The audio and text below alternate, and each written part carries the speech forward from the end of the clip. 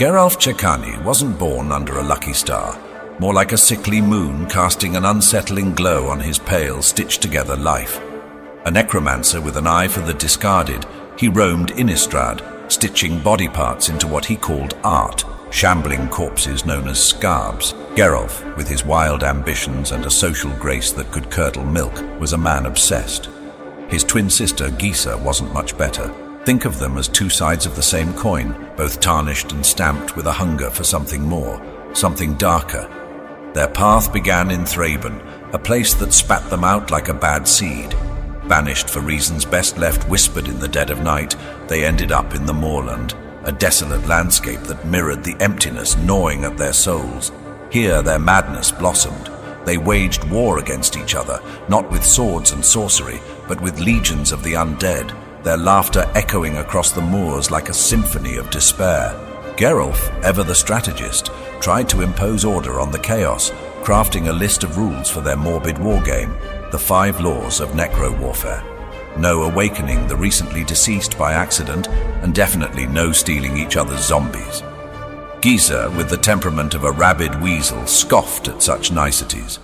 The war was a grotesque ballet, a dance between ambition and anarchy. Things escalated when Geralf set his sights on Thraben, the very place that had cast them out. Gisa, ever the opportunist, saw a chance to best her brother and tagged along. Their assault was a whirlwind of rotting flesh and dark magic. Geralf, with a single-minded focus, snuck into the city to kill Mikaeus, a distant relative and a thorn in their side. Gisa, meanwhile, reveled in the chaos, her undead horde a tide of gnashing teeth and hollow eyes. The city held, thanks in no small part to Liliana Vess, a planeswalker with a knack for manipulating the dead. Geralf, frustrated, retreated, leaving Gisa to be captured by the humans, a turn of events that brought him little joy. Geralf was already consumed by his next project, a masterpiece he called it. Under the dubious tutelage of the alchemist Ludovic, he toiled away, the obsession etched into the lines around his eyes. Gisa, on the other hand, found solace in the undead. She reanimated their parents, a reunion that likely chilled the very marrow of their bones. She even struck up a friendship with Nahiri, a stone sorcerer with a talent for tearing things down. Geralf, ever the rival, saw this as an unwelcome intrusion, a fly buzzing around his masterpiece. Then came the Eldrazi, monstrosities that devoured worlds. They were a blight that even the squabbling Cecani twins could recognize as a threat. For a brief, horrifying moment, they joined forces with Liliana, their combined necromantic might a desperate attempt to hold back the tide of oblivion. It was an alliance as likely as a rose blooming in a graveyard, but for a sliver of time, it held. Peace, however, was a fleeting dream.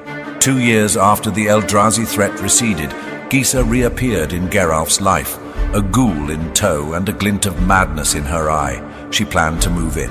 Geralf, a man who cherished his solitude like a miser hoards gold, was aghast. Yet for all their bickering, they found themselves facing a common enemy once more. The Phyrexian invasion, a creeping oil slick of corruption, threatened Innistrad. The Cecani twins, an unholy alliance if ever there was one, fought back. Their latest escapade took them to a place called Thunder Junction, a chaotic crossroads between worlds. Here they fell in with a motley crew led by Oko, a planeswalker with an agenda as murky as a swamp at night. Geralf, ever the pragmatist, became the group's reluctant medic, his knowledge of the undead a perverse asset. Gisa, true to form, reveled in the mayhem, their mission to steal a key, a fragment of something far grander. It was a job fraught with danger and, of course, sibling rivalry. Gisa, with the attention span of a starving ghoul, sprung a trap early, unleashing a monstrous abomination that chased them through dusty alleyways. It was a close call, a dance with a death far more permanent than their usual necromantic shenanigans.